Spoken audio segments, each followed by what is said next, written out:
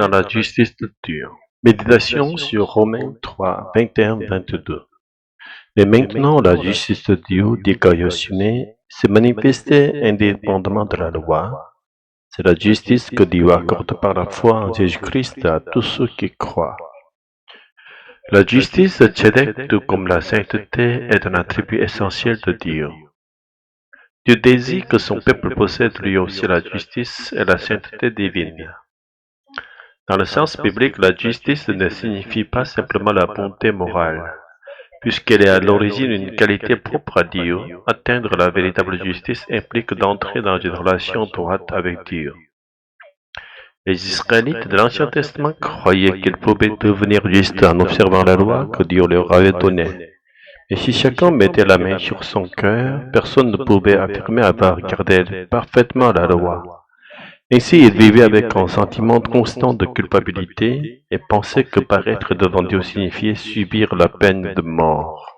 Ils craignaient donc Dieu et n'osaient même pas entretenir une relation avec lui.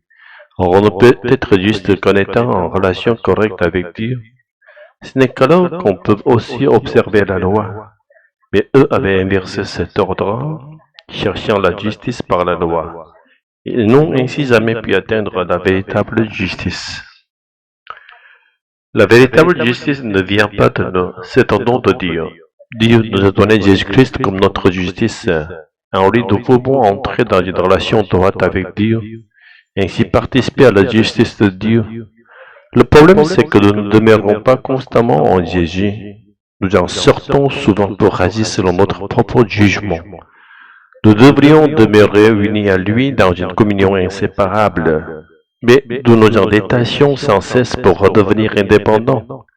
Ainsi, chaque fois que nous prenons conscience de ces séparations, nous devons revenir à lui, c'est-à-dire nous repentir. La repentance quotidienne, ce retour constant en Jésus, est une voie incontournable tant que nous vivons sur cette terre. Nous ne devons donc pas avoir honte de répéter la repentance. Ce qui doit venir avant toute chose, c'est entrer à nouveau dans le Christ.